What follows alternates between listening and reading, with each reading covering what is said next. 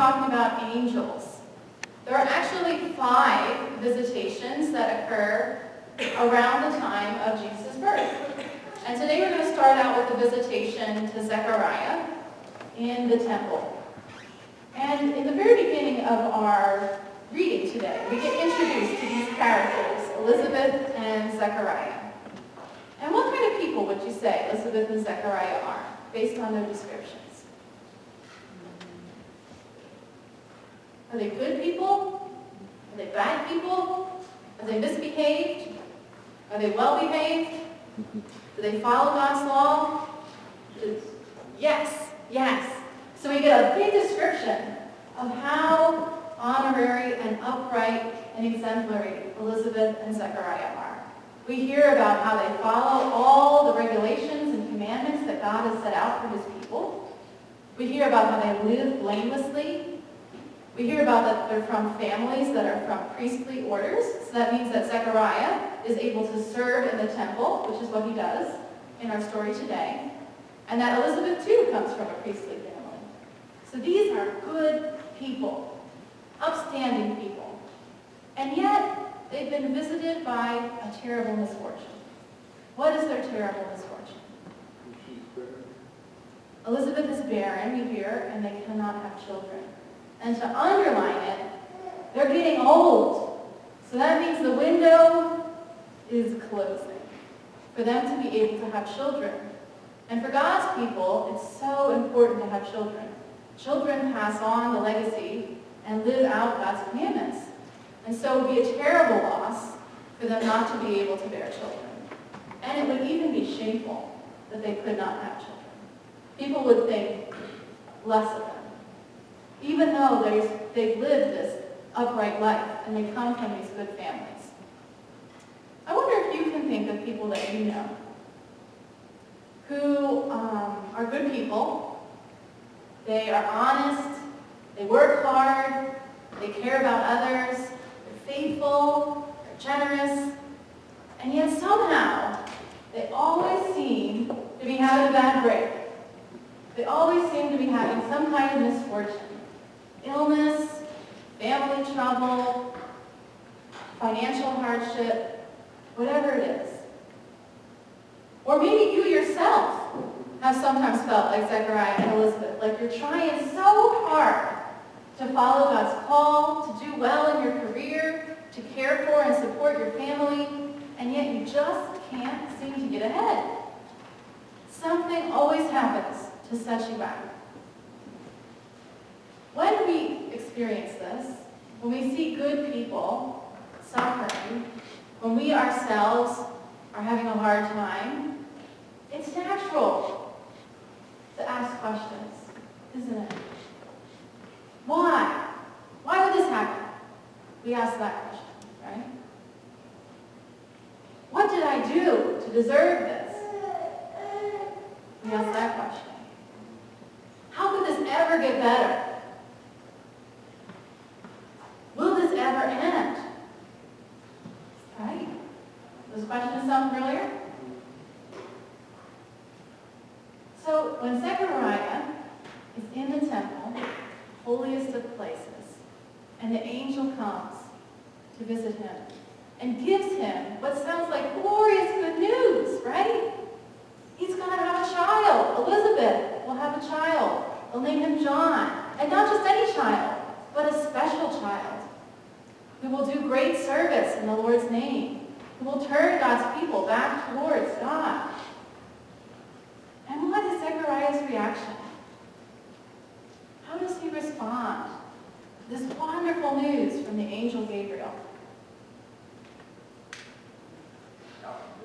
He asks a question. How will this be? Just can't wrap his head around it, right? Can't we blame him? And he points out, I'm old. My wife's getting on in years. How will this be? Right? It's natural. And yet, the angel seems to have a curious reaction to Zechariah's response. It almost seems like the angel is punishing Zechariah for the way that he responds. What does the angel do? makes him mute, right? Unable to speak. Has anybody here ever been unable to speak because of a sickness? Have you ever had to rest your voice for a long period of time? Yeah. How does that feel? It sucks, she says. It can be very frustrating, right? Yes. We're going to look at a picture here. Ron, can you bring up the first picture? And here is the temple. So you can see the menorah on the left-hand side, and there's another one on the right. And then the altar, the angel is kind of standing in front of the altar of incense. Zechariah is there on the left. You can tell he's an old man. He's got that old man beard. And then the angel Gabriel there on the right. And what is the angel Gabriel doing? He's touching his mouth, right? Brings to mind some of the stories about prophets, people who speak on behalf of God and God's people, where an angel comes to them, where they have a vision of God touching them on the mouth, and then they start to speak God's word. Well, here's the opposite. The angel touches Zechariah on the mouth, and he becomes silent. So on the surface, it might seem like a punishment, right? It sucks to be unable to speak. But how might this be something else? How might it not be a punishment? How might it even be a gift for Zechariah in this time, for his family, the transition? When you can't speak, you listen. And how's that a gift? Because then you become aware of what God said. Yet you can't speak. You listen to what people are saying. What's up your mind. So it might help you to be better, more present. I think is what you're pointing at here, Rosie. So if you can't speak and you have to listen, you must be more present. So think about Zechariah, right? They've experienced all of this pain for so many years. Even though they've lived blameless lives, even though they've followed God's law, they've been unable to have children. And now suddenly, without any preparation, in their old age, they're about to have a baby. Right? And Zechariah is silent. Perhaps it's an invitation to set aside some of those anguished questions, which he's been thinking about and feeling so long, and instead to be present, to be able to witness more fully the promises of God coming to fruition. His wife is going to have a baby. Maybe if he was able to talk, he'd spend all his time doubting, questioning. But now, in silence, he must simply be present and witness the truth of God's promises coming true. So let's go to the second picture that I have here.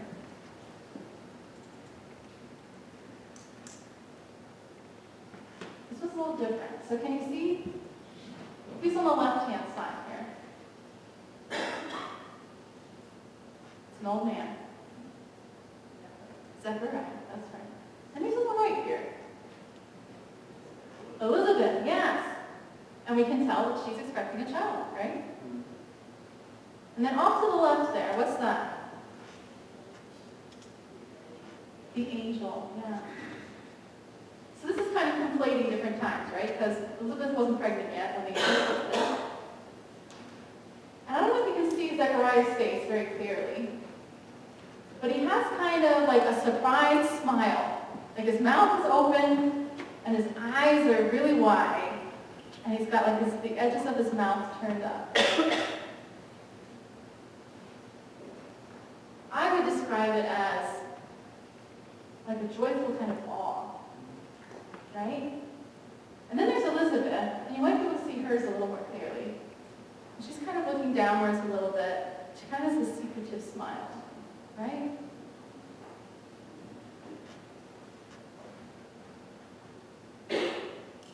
The mood of this picture, I think, kind of paints for us how it might have been for Zechariah to be silent, unable to speak throughout the pregnancy of his wife.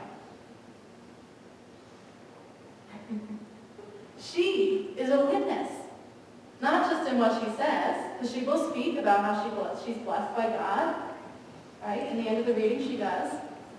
But her very body is a witness to God's promises coming true. And Zechariah can't help but see and hear them. So I want to invite all of you to take time to be still and sit quietly. Not necessarily that you would be in a quiet place, but that you yourself would be quiet. And to listen and look for where God's promises are coming true, where God's love is breaking through. Today we'll get a clear example of that as we baptize Bryce. We see God's promises coming true in that ceremony. But where else in your life, when you leave this place, might God's love and promises be breaking through? Where else might God be transforming a painful reality into something that's life-giving? That's my invitation to you for this week as we begin the season of Advent, the season of watching and waiting. Take the opportunity to be quiet and to listen and to look and to see how God is coming in